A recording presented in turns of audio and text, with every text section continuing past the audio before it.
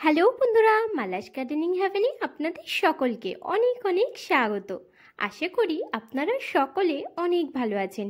আমিও অনেক ভালো আছি, সাথে বাগানের নিত্য কাজে ব্যস্ত আছি। বন্ধুরা, কালকে রাত্রেবেলা 1:30 থেকে 2টো নাগাদ আমাদের এদিকে বাড়িতে হয়েছে প্রচুর ঝড় বৃষ্টি।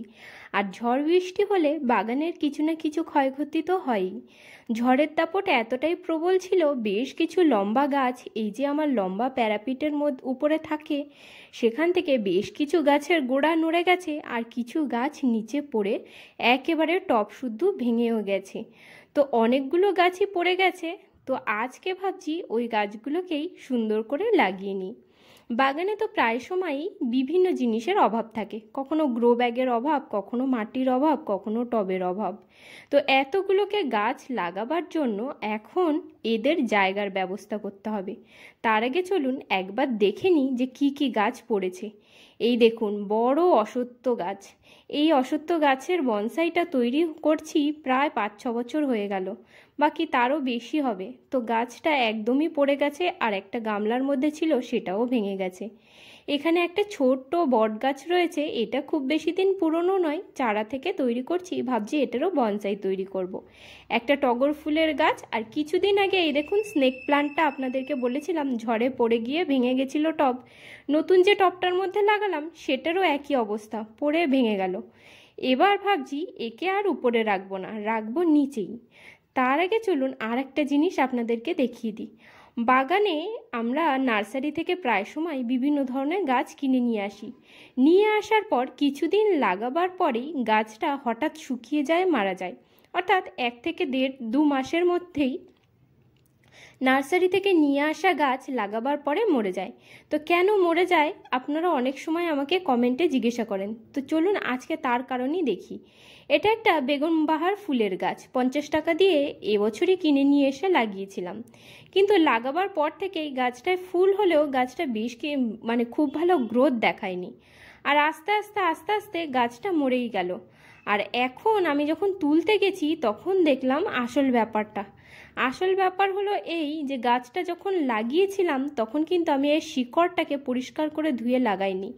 আপনারা যদি আমার আগের ভিডিও দেখে থাকেন তাহলে দেখবেন নার্সারি থেকে নিয়ে আসা যে কোনো গাছই আমি ভালোভাবে জল দিয়ে ধুয়ে শিকড়টাকে বার করে তারপরে নিজের মাটি অর্থাৎ সয়েল মিক্সে লাগাই। আর এই গাছটার ক্ষেত্রে সেই কাজটা কোনোভাবে তাড়াহুড়োর কারণে বা কি অসাবধানতায় লাগিয়ে ফেলেছিলাম। তো গাছটা দেখুন প্রায় 1.5-2 মাস হয়েছে, তার মধ্যেই গাছটা কোনো গ্রোথ না করে যে কটা কুড়ি ছিল 1-2টো ফুল ফুটেছে, আর ভিডিওতেও আমি আপনাদেরকে দেখিয়েছি। তো তারপরে শেষমেশ গাছটা মারাই গেল। তো এই টবটার মধ্যেই ভাবছি যে আমি স্নেক প্লান্টটা লাগিয়ে নেব। স্নেক প্লান্টের 3টে বড় গাছ রয়েছে আর 2টো ছোট ছোট বেবি প্লান্ট রয়েছে। বেবি প্লান্টগুলোকে ভাবছি আমি আলাদা করেই লাগাবো, আর বড় গাছগুলোকে এই বালতিটার মধ্যে লাগিয়ে দেব। বেশ কিছু পাতাও স্নেক প্লান্টের কিন্তু আমার নষ্ট হয়ে গেছে। তো সেই পাতাগুলোকে এর মধ্যে আর রেখে দেওয়া যাবে না, ভাবছি আমি কেটেই ফেলবো।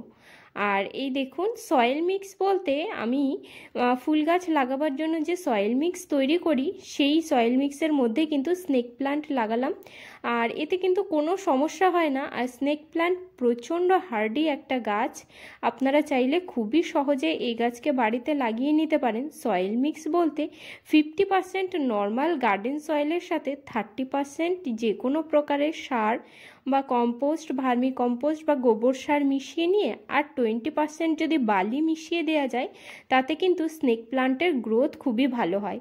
আর স্নেক প্লান্টে অতিরিক্ত পরিমাণে জল কিন্তু দেওয়ার একদমই দরকার পড়ে না। আবার সপ্তাহে যদি একবার করেও আপনারা জল দিয়ে দিতে পারেন, তাতেই কিন্তু গাছটি বেঁচে থাকে। গাছটির জলের রিকোয়ারমেন্ট একদম নেই বললেই চলে, আবার ঘরে নিয়ে গিয়ে সুন্দরভাবে রাখা যায়। তো গাছগুলো তো আমার লাগানো হয়ে গেল, এবার অন্য গাছগুলোকে লাগানোর পালা। স্নেক প্লান্টের চারাগুলোকে সুন্দরভাবে বসিয়ে দেওয়ার পরে এই যে টবটা দেখতে পাচ্ছেন, ভাবছি এই টবটার মধ্যে আজকে বট গাছের যে বনসাইটা তৈরি হচ্ছে সেটাকে লাগাবো। তার জন্য ড্রেনেজ হোলের মধ্যে একটা কাপড় দিয়ে দিলাম। আর এই যে দেখছেন ছোট্ট টগর ফুলের গাছ, আসলে আমার বাড়ির নিচে ছিল একটা বড় টগর ফুলের গাছ, আর সেই গাছটা কাটা পড়ে যাওয়ার সময় আমি তার কাটিং থেকে ছোট্ট টগর ফুলের একটা চারা তৈরি করেছিলাম। তো সেটাই, এর মধ্যে একটা বড় গাছ রয়েছে, বড় গাছটার কোনো ক্ষতি হয়নি, নিচে ছিল, আর এই ছোট্ট কাটিংটা পড়ে গিয়ে একদম টবটা ভেঙে গেছে। এবার একে ভাবছি এই গ্রো প্যাকেটটার মধ্যেই বসিয়ে দেবো। তো তার জন্য দেখুন অলরেডি গ্রো ব্যাগের মধ্যে মাটিটা ভরাই ছিল, তো গাছটাকে বসিয়ে আমি এর উপরে খানিকটা মাটি চাপা দিয়ে দেব। আর বললাম ওই গাছ লাগাবার জন্য মাটিও এখন জোগাড়ই করে নিতে হবে, কারণ এক্সট্রা মাটি কিছুই নেই। কিছু মাটি রয়েছে সার তৈরির গ্রো ব্যাগের মধ্যে, আর কিছু মাটি রয়েছে যেগুলো এই যে পিটুনিয়া বা অন্যান্য ফুল গাছ যেগুলো আস্তে আস্তে শুকিয়ে মারা যাচ্ছে শীতের, তো তার গোড়া থেকে যেসব মাটিগুলো পাওয়া যাচ্ছে। তো এই একটা এই গ্রো প্যাকেটটার মধ্যে অন্য কিছু একটা গাছ ছিল, তো ওখান থেকেই মাটি কিছুটা বার করে নিয়ে এই গাছটার গোড়াটায় চাপা দিয়ে দিলাম। দেখুন এই গাছটা সুন্দরভাবে বসানো হয়ে গেল। এই গাছগুলোকে এখন কিন্তু আর প্যারাপিডের উপরে আমি রাখতে পারবো না, কারণ খুবই এখন ঝড় বৃষ্টির দিন চলে এসেছে, আর প্রত্যেক বছরই প্যারাপিডের ওপর থেকে টব পড়ে গিয়ে বেশ কিছু ক্ষয়ক্ষতি হয়। গাছেরও যেমন ক্ষতি হয়, তেমন টবের তো এখন অনেক টাকাই দাম, তো সেগুলো পড়ে গিয়েও ভেঙে নষ্ট হয়। আর এর জন্য বিশেষ কিছু করবারও নেই। প্যারাপিডের ওপর থেকে সমস্ত গাছকে যদি আমি নিচে নামিয়ে দিই ছাদের উপরে, তাহলে কিন্তু ছাদের মধ্যে হাঁটাচলা করবার জন্য একদমই জায়গা থাকবে না বলতে গেলে। সাইড দিয়ে কোনোভাবে বেঁচে বেঁচে চলতে হবে। তো তার জন্য প্যারাপিডের উপরে গাছ রাখতেই হয়, আর প্রত্যেকবার ঝড় বৃষ্টিতে এরকম ক্ষয়ক্ষতি হয়। তাও এবার ভাবছি বেশ কিছু গাছ যেগুলো পড়ে যাওয়ার সম্ভাবনা আছে নিচে নামিয়ে দেব। আসলে কিছুদিন ধরে ভাবছি যে গাছগুলোকে নিচে নামাবো, কিন্তু কালকে যে অত রাতে ওরকম ঝড় বৃষ্টি হবে আমি একদম ভাবতে পারিনি। সন্ধ্যার দিকে হালকা একটু বৃষ্টি হয়েছিল, হাওয়া হয়েছিল, কিন্তু গভীর রাতে যে জিনিসটা হয়েছে সেটা ভয়ানক। ভীষণ জোরে জোরে ঝড় বৃষ্টি হয়েছে, যার কারণে এতগুলো গাছ আর ভারী টব শুদ্ধ পড়ে গিয়ে আমার ওই অশ্বত্থ গাছটাও, যদিও গাছটার বিশেষ কিছু ক্ষতি হয়নি, তবুও টবটা ভেঙে গেছে। এই দেখুন এখন সমস্ত গাছগুলো লাগানো হয়ে গেছে, বাকি আছে খালি এই অশ্বত্থ গাছটা আর এই ছোট্ট স্নেক প্লান্টের চারা দুটো। তো এই চারা দুটোকে ভাবছি আলাদা করে বসাবো। চারা দুটো বেশ সুন্দর হয়েছে। তো এখানে দেখুন, এইখানে যে গাঁদা ফুলের গাছ আমি লাগিয়েছিলাম কিছুদিন আগে, আর এখানেই ভাবছি যে আমি এই স্নেক প্লান্টের চারা দুটোকে লাগিয়ে ফেলবো। তো তার জন্য দেখুন মাটি তো অলরেডি রেডি করা রয়েছে, আর আগের দিন যেহেতু প্রচণ্ড ঝড় বৃষ্টি হয়েছে মাটিগুলো মোটের উপরে ভিজে, আর এর মধ্যেই হালকা একটু করে গর্ত করে শিকড় অংশটা স্নেক প্লান্টে চাপা দিয়ে গাছটাকে সোজা করে দাঁড় করিয়ে দেব। ব্যাস, তাহলেই হয়ে গেল। এই গাছ দুটো লাগানো হয়ে গেল। এবার আমাকে লাগাতে হবে সব থেকে বড় এই যে অশ্বত্থ গাছটা একটা বনসাই গাছ, আর শিকড় প্রচণ্ড বড় হয়েছে, আর প্রত্যেক বছরই এই গাছটাকে আমি রিপোর্টিং করি। আর ছিল এই গাছটা গামলাতে, কিন্তু এখন কোনো গামলা আপাতত খালি না পাওয়ার জন্য ভাবছি এই বালতিটার মধ্যে বসিয়ে দেব।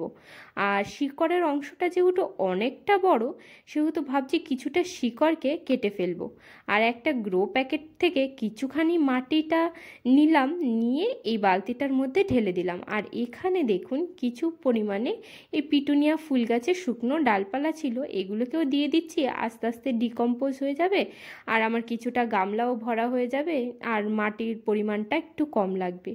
যেমন ভাবা তেমন কাজ। দেখুন বালতিটার মধ্যে কিছুতেই ফিট আসছে না, তো এখন দেখুন চেষ্টা করি যাতে কেটে কেটে শিকড়টাকে ছোট করে গামলাতে বসিয়ে ফেলা যায়।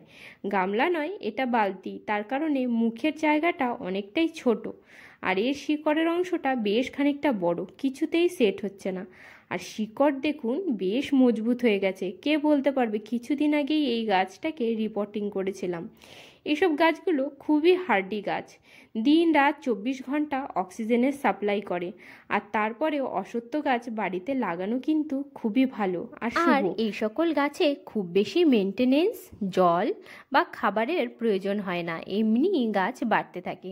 তবুও আমি একটা কাজ কিন্তু প্রত্যেক বছরই করি, গাছগুলোকে বার করে দিয়ে রিপোর্টিং করি, মানে বছরে একবার গাছটাকে টব থেকে বার করি, করে সম্পূর্ণ মাটিকে ঝরিয়ে ফেলি, আর 20% রেখে বাদবাকি 80% শিকড়কে সম্পূর্ণ কেটে ফেলি, আর একইভাবে ওপরের দিকে ডালপালাকেও বেশ খানিকটা ছেটে দিই, দিয়ে অবশিষ্ট যে পরিমাণে মাটি থাকে সেই মাটির মধ্যেই কিছু পরিমাণে গোবর সার বা কম্পোস্ট সার মিশিয়ে একই মাটির মধ্যে একই টবে আমি এই বনসাই গাছটাকে বসিয়ে দিই।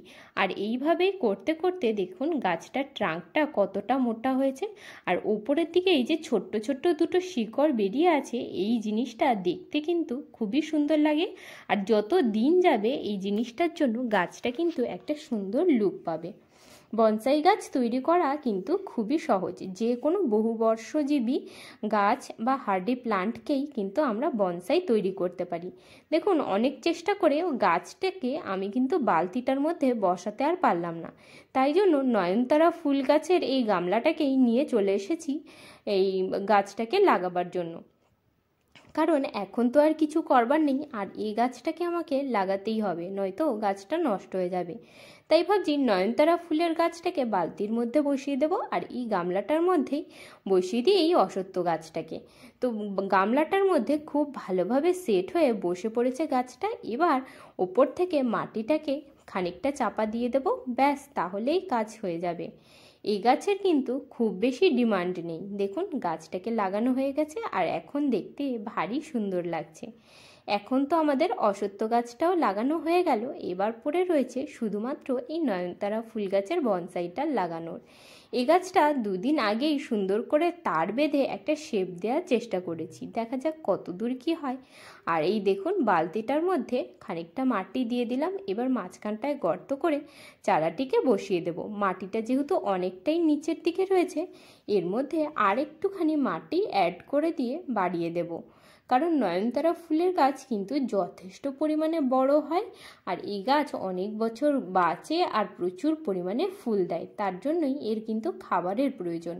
তো তার জন্য দেখুন ছাদ ঝাড় দিয়ে বেশ খানিকটা আমি ধুলো, তারপরে সবজির খোসা আর পাতা বেশ পচা সার ছিল, সেটাকেই আমি দেখুন গাছের গোড়াটায় দিয়ে দিলাম। আর এইটাকেই এখন আমরা সাইড করে রেখে দেব। এই গাছগুলোকে কিন্তু কিছুদিন আমরা ছায়া জায়গাতেই রাখবো, একদম রোদ্দুরের দিকে দেব না। গাছগুলো একটু সেট হলে মাসখানেক পরে আমরা কিন্তু একে রোদ্দুরে দিতে পারবো। তো আপাতত আমরা কি কি গাছ লাগালাম চলুন একবার দেখে নিই। এই যে স্নেক প্লান্ট, বড় গাছ 3টে, আর এখানে 2টো ছোট প্লান্ট, এখানে অশ্বত্থ গাছ, এখানে নয়নতারা গাছ, বরবটি এই বট গাছ, আর তার সাথে টগর ফুলের গাছ। সবগুলো গাছ বসানো হয়ে গেল, এবার গাছগুলোতে জল দিয়ে দেওয়ার পালা। ব্যাস আজকের কাজ তাহলে শেষ হলো। বন্ধুরা আজকের ভিডিওটা আমি এখানেই শেষ করছি, আপনাদের সাথে দেখা হচ্ছে আবার পরের ভিডিওতে। আপনারা সবাই ভালো থাকবেন, সুস্থ থাকবেন, আর ভিডিওটা যদি ভালো লাগে লাইক শেয়ার সাবস্ক্রাইব করে পাশে থাকবেন।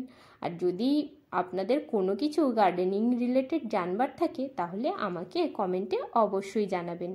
আজকের মতন আসি বন্ধুরা, টাটা।